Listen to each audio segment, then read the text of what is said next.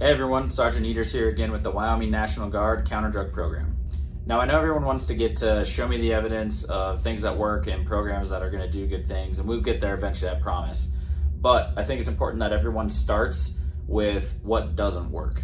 Now the reason I think that it's important that we start with what doesn't work is because if we take a step back and know the things that definitely do not help or potentially even increase harm, it gives us a better standing to look at programs and kind of decide what would not work, even if we see on their website that it shows that it does work.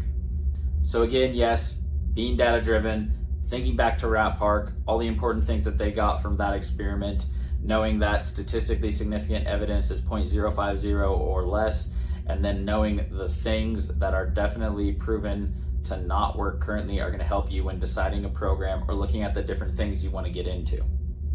So we use Perplexity again to find some topics. Of course, the first thing that's coming up is scare tactics. Scare tactics have been known not to work for years. This is talked about in criminology, SAPS trainings, all sorts of different things. Now, scare tactics or fear and arousal tactics are programs that use dramatic, gruesome, or frightening images and stories to scare youth away from substance use. Now, this has been seen in the more documented things are basically, if you can think of them, scared straight programs.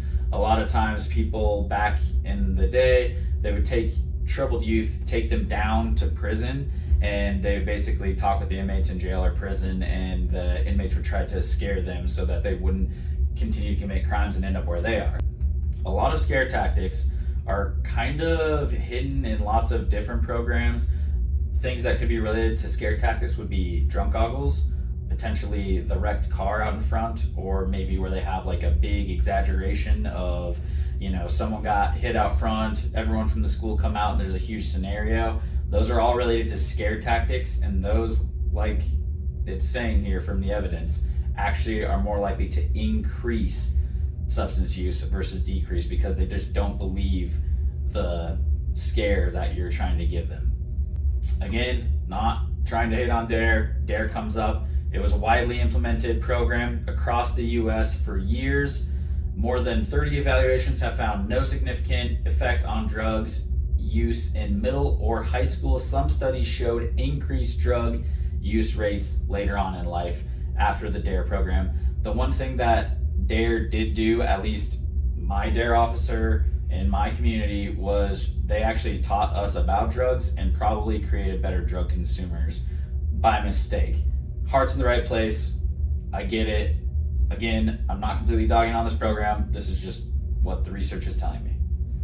Okay, so I also think that this next topic kind of gets into why DARE didn't work as well. So informational only programs, so just the facts about drugs or what it can do to you. A lot of people now would try to maybe give kids facts of vaping, for example, because vaping is becoming huge all over high schools. Data shows no consistent reduction in use. Students may already know the dangers and tune out the disbelief simplistic lectures. Studies show that knowledge-only programs do not achieve statistically significant behavior change. In all of the studies that they did, it wasn't obviously just vaping, but anything that they were trying to basically give you information on to stop that behavior. Another topic is moral appeal approaches. So this is programs that are urging abstinence based on moral grounds or just say no messaging, often rooted in value judgments. Just Say No, I believe, was a campaign that was started by Nancy Reagan. Clearly that did not work. Drug use has skyrocketed since they started getting involved through the government. Moral appeals alone are not effective and usually do not address underlying risk factors for substance use. That's what the data is telling us related to moral appeal approaches. So another very common one is one-shot assemblies or testimonials. So what this is when someone has a family member who's overdosed, they come in and tell a story, or someone who has been down addiction and was a substance abuser, how they came back and are now productive members of society and no longer have a substance use problem. A lot of what they say when they come out actually deals with Rat Park and how their environment changes. That being said, that's not what the data is telling us. The data is telling us research finds these approaches have no statistically significant effect on drug use. Sometimes they even strengthen perception that everyone uses at some point.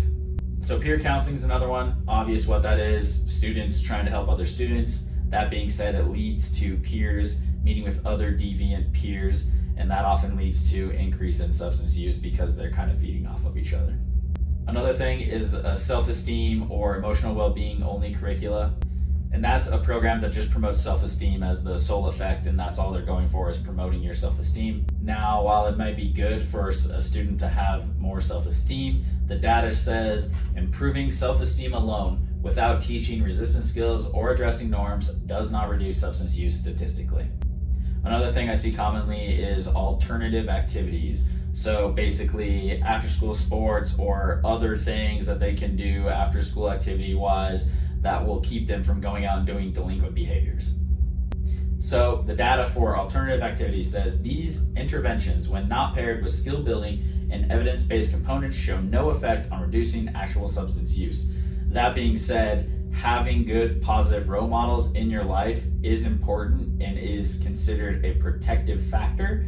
So that being said, these things are important for students to have access to. It's just not that alone that's going to lead to less substance use. Okay, so the last one I'm giving you is a biomedical approach related to brain disease. So that's teaching kids that substance use will lead to brain disease and how it harms your brain when it takes in those chemicals from the drugs or other substances. What does the data say? There's little evidence these approaches alone prevent youth initiation or change attitudes. They may inadvertently reinforce fatalistic views or stigma. So basically, again, just teaching kids about drugs does not work. And you can think of the other programs that you may have seen where that's a part. At the end of the day, we're giving you a ton to think about. Everything that does not work related to prevention. Now, think about these things in the programs you've seen out in the community and how the not working may tie into those.